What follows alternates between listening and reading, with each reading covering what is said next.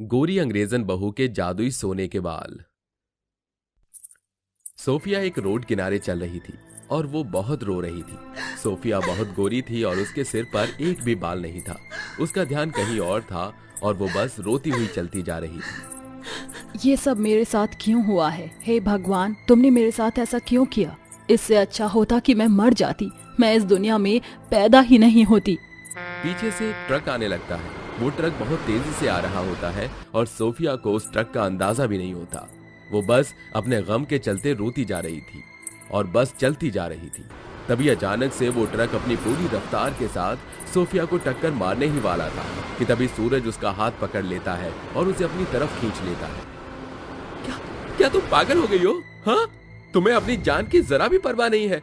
अरे क्यों मरना चाहती हो? सूरज जी, आपने मुझे क्यों बचाया? मुझे मर जाने दीजिए। मैं इस तकलीफ के साथ जीना नहीं चाहती। मेरा मर जाना ही सही होगा। कहीं तुम पागल तो नहीं हो गई हो? अरे बस करो, क्यों और मुझे परेशान कर रही हो?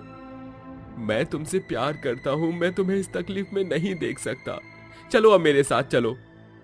सूरज सोफिया का हाथ पकड़ता है और अपने घर ले आता है। जैसे ही उसकी माँ और उसकी बहन सोफिया को उस हालत में देखती है, वो हैरान रह जाती है। तभी सूरज की बहन कंचन जोर जोर से हंसने लगती है। अरे, तुम्हारी गोरी मैडम को क्या हुआ? ये तो हेयर स्टाइल करवाने गई थी, सीधा गंजी होकर ही वापस आ गई। एक तो ये अंग्रेजन है और इन लोगों के अलग ही ड्रामे होते हैं। पता नहीं क्यों तूने इस बेकार की लड़की से शादी कर ली। अरे हमारी इंडिया की लड़कियां कम पड़ गई थी क्या तुझे? सूरज की आंखों में आंसू होते हैं और वो अपनी माँ से कहता है, सोफिया को कैंसर है माँ, जिसकी वजह से इसे अपने सारे बाल कटवाने पड़ गए।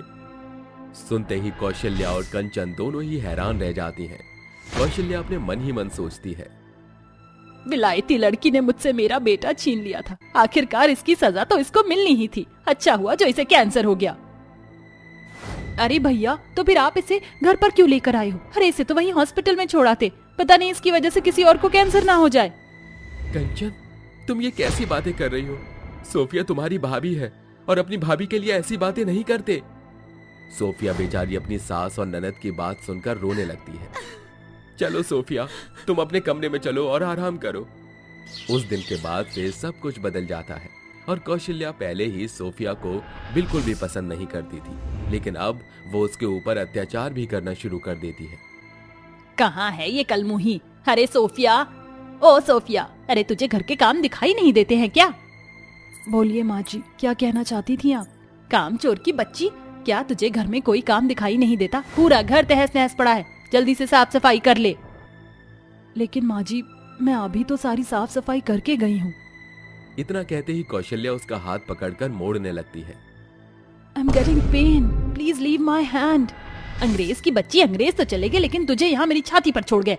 आज मैं तेरी अच्छे से खबर लूंगी। कौशल्या छड़ी से बेचारी सोफिया को मारना पीटना शुरू कर देती है। तभी कंचन आती है। ओहो माँ, क्यों मार रही हो इस बेचारी को? मत मारो ना, बेचारी कैंसर की मरीज है। क्या पता इसकी बीमारी आपको लग जाए। सही कहा तूने, ये कैंसर की मरीज है। अगर गलती से भी इसकी बीमारी हमें लग गई तो बहुत अनर्थ हो जाएगा। इसे इस घर के अंदर रहना ही नहीं चाहिए। कौशल्या ऐसा सोचकर बेचारी सोफिया को घर से बाहर निकाल देती है। आज के बाद इस घर के अंदर कदम रखा तो मुझसे बुरा कोई नहीं होगा। कौशल्या ऐसा कहकर दरवाजा बंद कर लेती है और बेचारी सोफिया अपनी सास और ननद के डर के मारे वहां से चली जाती है। अचानक से बारिश होने लगती है और वो रोते हुए चलती जाती है। काश मेरे माता पिता मेरे साथ होते। I'm missing my mom, dad. Sophia को अपने माता पिता की बहुत याद आ रही होती है, लेकिन तभी उसकी नजर एक टूटी फूटी झोपड़ी के ऊपर पड़ती है। अब मेरे पास रहने की जगह नहीं। एक काम करती हूँ, झोपड़ी के अंदर ही चली जाती हूँ। वो उस झोपड़ी में जाती है और अपने लिए आग जलाकर अपने कपड़े सुखाने लगती है। काश मुझे कोई बीमारी ना होती और मेरे सर पर मेरे लंबे घने बाल होते, तो आज मेरी सास और ननद मुझे घर से बाहर ना निकालती। सोफिया ऐसा सोचते सोचते झोपड़ी के अंदर सो जाती है। तभी उस झोपड़ी के अंदर एक अंग्रेजन चुड़ैल प्रकट होती है जिसका नाम लीजा होता है। इस बेचारी को इन इंडियन लोगों ने कुछ नहीं समझा और इसके ऊपर अत्याचार किया। मैं इसकी मदद जरूर करूंगी। जादू चुड़ैल अपनी शक्तियों के द्वारा सोफिया के ऊपर जादू का इस्तेमाल करती है, जिसके बाद उसके सिर पर सोने के सुनहरे बाल प्रकट हो जाते हैं वहीं दूसरी तरफ सोफिया का कैंसर भी ठीक हो जाता है। अब ये हमेशा खुश रहेगी, ये मेरा इस बच्ची को वरदान है। जैसा कि कुछ चुड़ैलें बहुत ज्यादा बुरी होती हैं, वैसे ही ये बेचारी लीजा चुड़ैल बहुत साफ दिल की थी। उसे लोगों की मदद करना बहुत अच्छा लगता था। वो सोफिया की मदद करके वहां से गायब हो जाती है।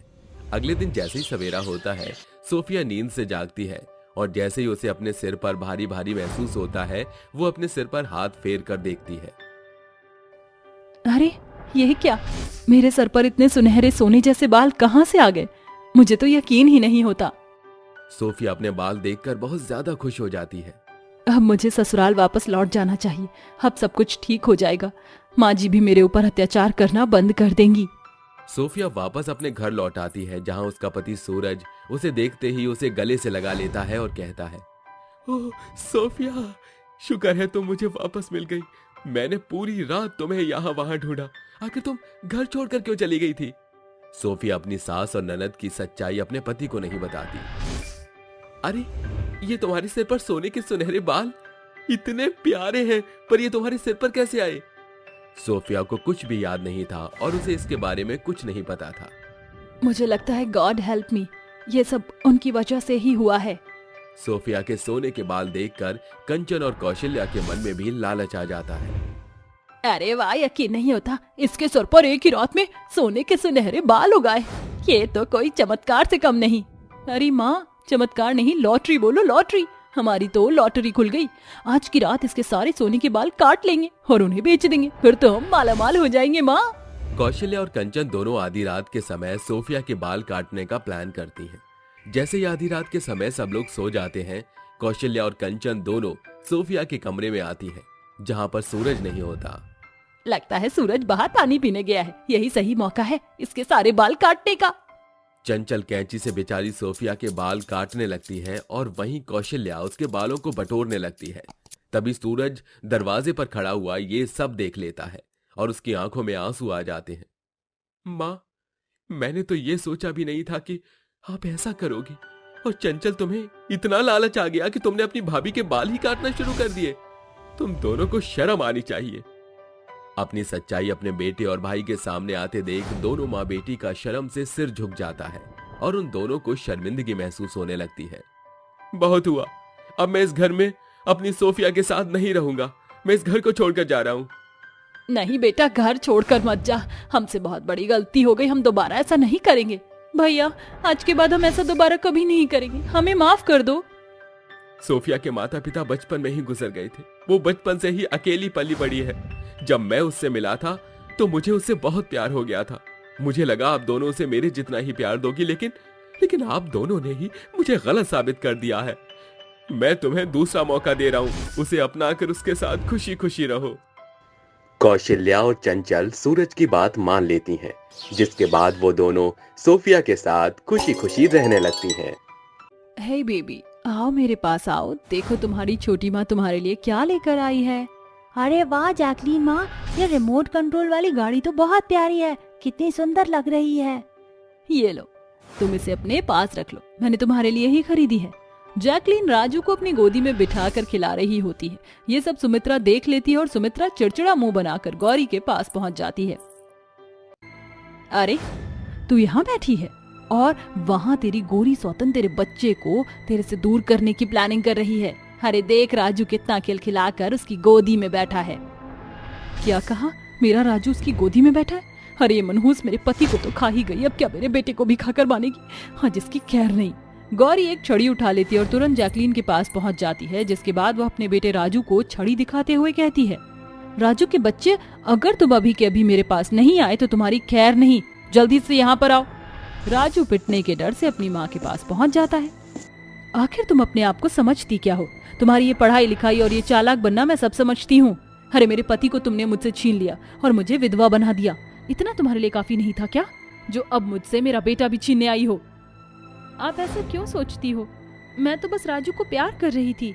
मेरे बेटे से दूर रह, नहीं तो मुझसे बुरा कोई नहीं होगा। जैकलीन वहाँ से अपने कमरे में चली जाती है और कमरे में आने के बाद वह फूट फूट कर रोने लगती है। लक्की जी, आप कहाँ गए? मुझे आपकी बहुत याद आ रही है। एक बार वापस लौट आओ, हमारे लिए वापस लौट आओ। जैकलीन लकी को याद करते करते सो जाती है। Hey, white people, come here. All over India tour only ₹1000.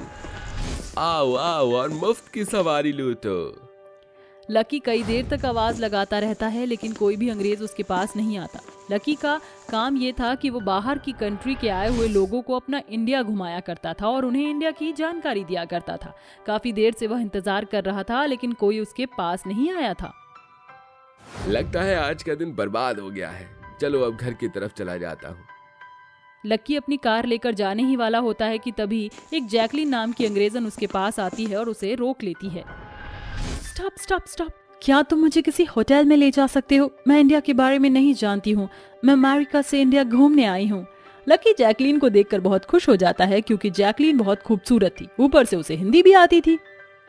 वाह क्या बात है मैडम साहब, आपको तो हिंदी भी बोलनी आती है। अरे आपको हमारा इंडिया घुमाने में तो मुझे बहुत ज्यादा मजा आएगा। लकी जैकलीन को अपने साथ अपनी कार में बिठा लेता है, जिसके बाद वह सबसे पहले उसे एक होटल दिलाता है और नाइट आउट भी करवाता है। आधी रात के समय वह जैकलीन को वापस उसके होटल में छोड़कर अपने घर लौट आता है। आ गए तुम वापस? कहाँ अपनी रात काली करा रहे थे? अरे इतना समय कहाँ लग गया तुम्हें? समय देखा है, घड़ी के अंदर पूरे 2 बज गए हैं। ये तुम अब कैसी बातें कर रही हो? तुम तो जानती ही हो मेरा काम ही ऐसा है कि मैं किस समय घर पर आऊंगा कुछ पता नहीं होता। कितनी बार कहा है कि समय से घर पर आया करो वरना अपनी इस घटिया नौकरी को छोड़ दो। क्या कहा तुमने? घटिया नौकरी? अरे अपने इंडिया के बारे में लोगों को जानकारी देना घटिया नौकरी नहीं, ये मेरा कर्तव्य है, कर्तव्य। देखते ही देखते लक्की और गौरी में लड़ाई शुरू हो जाती है, जिसके चलते राजू भी नींद से जाग जाता है और अपनी माँ और अपने पिता को लड़ते हुए देखने लगता है। कुछ ही देर में वहाँ सुमित्रा आती है और अपनी बहू बेटे को लड़ाई करते हुए रोक लेती है। अरे बस करो, बच्चे के सामने लड़ाई कर रहे हो, तुम दोनों को शर्म नहीं आती? जाओ जाकर मेरे बेटे के लिए खाना लेकर आओ। अगर इतना ही प्यार आ रहा है अपने बेटे के ऊपर तो खुद ही लाकर खिला दो, मैं तो जा रही हूँ सोने। ऐसा कहने के बाद गौरी सोने चली जाती है, जिसके बाद सुमित्रा ही अपने बेटे लक्की को खाना देती है। लक्की भी खाना खाकर सो जाता है और अगले दिन जैसे ही सवेरा होता है वह अपनी कार लेकर जैकलीन के पास पहुंच जाता है। वह पूरे दिन जैकलीन को इंडिया का ताजमहल, आगरा, इंडिया गेट, पुराना किला, चिड़ियाघर और भी कई सारी फेमस जगह दिखाता है। ऐसे ही कुछ दिन तक चलता है और इसी के चलते लक्की को जैकलीन से प्यार हो जाता है। जैकलीन, जब से तुम मुझसे मिली हो मैं तो तुम्हारे प्यार में पागल हो गया हूँ। मुझे भी आप बहुत पसंद हो, क्या आप मुझसे शादी करना चाहोगे? लक्की ये सुनते ही हैरान रह जाता है। मैं तुम्हें पहले कुछ सच बताना चाहता हूँ। मैं पहले से ही शादीशुदा हूँ, मेरी एक पत्नी और एक बच्चा भी है। देखो मुझे कोई परेशानी नहीं है, अगर तुम मुझसे प्यार करते हो तो मुझसे शादी कर लो, मैं तुम्हारी पत्नी के साथ भी रह सकती हूँ। जैकलीन के कहने पर लक्की उससे शादी तो कर लेता है, लेकिन जैसे ही लक्की जैकलीन को अपने साथ अपने घर ले आता है उसकी पत्नी गौरी ये जानते ही हैरान रह जाती है। तुम्हारी हिम्मत कैसे हुई मेरे होते हुए मेरी सौतन लाने की? अभी के अभी इसे इस घर से निकालो, नहीं तो मुझसे बुरा कोई नहीं होगा। मेरी बात समझने की कोशिश करो। ऐसा नहीं है कि इंसान सिर्फ एक ही औरत से प्यार कर सकता है, उसे 2 औरतों से भी प्यार हो सकता है। लकी गौरी को बहुत समझाने की कोशिश करता है, जिसके बाद ना चाहते हुए भी गौरी को अपने साथ अंग्रेजन को रखना पड़ता है। ऐसे ही कुछ दिन बीत जाते हैं और गौरी को जैकलीन बिल्कुल भी पसंद नहीं आती, जिसकी वजह से उनके बीच मनमुटाव बने रहते हैं। एक दिन लक्की जैसे ही कुछ अंग्रेजों को टूर करवाने के बाद वापस आता है तो अचानक से उसकी कार का एक बहुत बड़ा एक्सीडेंट हो जाता है, जिसके चलते वह भगवान को प्यारा हो जाता है। हे भगवान, ये सब क्या हो गया? मैं विधवा हो गई, मेरी सौतन मेरे पति को खा गई। अरे कल मुही करम जली, अब क्यों इस घर में कुंडली मारकर बैठी है? चली जा यहाँ से। लक्की मुझे इस घर में लेकर आए थे, ये घर उनकी आखिरी निशानी है, मैं इस घर से कहीं नहीं जाऊंगी। अचानक से जैकलीन की नींद खुल जाती है। ये सब कब तक चलता रहेगा, मुझे तो समझ ही नहीं आता। जैकलीन ऐसा सोच ही रही थी कि गौरी के चाचा चाची उसके घर पर आ जाते हैं। बेटी, बहुत बुरा हुआ तेरे साथ, लेकिन तू चिंता मत कर, तेरे चाचा चाची जिंदा है। अरे गौरी, मैं तेरी चाची हूँ, बस अंग्रेजन को तो इस घर से भगा कर ही रहूंगी। जिस दिन से दामोदर और आरती गौरी के पास आते हैं उस दिन से वह जैकलीन को घर से बाहर निकालने का प्लान बनाते रहते हैं। वह बहुत कोशिश करते हैं लेकिन जैकलीन घर छोड़कर जाती ही नहीं। एक दिन जैकलीन दामोदर और आरती को रात के समय उनके कमरे में बात करते हुए सुनती है। एक बार ये अंग्रेजन इस घर से चली जाए तो सारी प्रॉपर्टी हमारे नाम हो जाएगी। लेकिन ये कलमुही यहाँ से जाती ही नहीं है। मैं तो कहती हूँ पेपर तो हमारे पास आ ही गए हैं, कल ही के कल सारे पेपर अपने नाम करवा लेते हैं। कल मैं किसी भी तरह एक खाली पेपर पर गौरी के सिग्नेचर ले लूंगा, उसके बाद ये प्रॉपर्टी और सारा पैसा हमारा। जैकलीन ये सुनकर हैरान रह जाती है। मेरे होते हुए हमारे पति का घर हमसे कोई नहीं छीन सकता। अगले दिन जैसे ही सवेरा होता है, दामोदर एक पेपर पर गौरी से सिग्नेचर करवाने वाला होता है, लेकिन तभी वहाँ जैकलीन आ जाती है और एक टेप रिकॉर्डर से गौरी को रिकॉर्डिंग सुनाने लग गई, जिसे सुनते ही दूध का दूध और पानी का पानी हो जाता है। आप दोनों ने मेरे पीठ पीछे इतनी बड़ी साजिश रची, मुझे तो यकीन ही नहीं होता। अभी के अभी मेरे घर से निकल जाओ, नहीं तो मैं पुलिस को बुला लूंगी। गौरी के धमकी देते ही उसके फ्रॉड चाचा और चाची घर से चले जाते हैं, जिसके बाद गौरी को अपनी गलती का एहसास होता है। मैं हमेशा तुमसे इस बात से चिढ़ती रही कि तुम पढ़ी लिखी हो, समझदार हो और मैं गंवार हूँ, इसलिए शायद मेरे पति ने मुझे छोड़कर तुम्हें चुना। लेकिन मैं गलत थी, वो तो तुम्हें और मुझे बराबर का प्यार करते थे, और आज तुम्हारी ही समझदारी पढ़ाई लिखाई के चलते हमारे पति का ये घर बच पाया है। नहीं नहीं, आपको माफी मांगने की कोई जरूरत नहीं। मैं बस आपके साथ इस घर में खुशी खुशी रहना चाहती हूँ और राजू को एक बेटे की तरह प्यार देना चाहती हूँ। उस दिन के बाद से गौरी और जैकलीन एक साथ उस घर में खुशी खुशी रहने लगती हैं।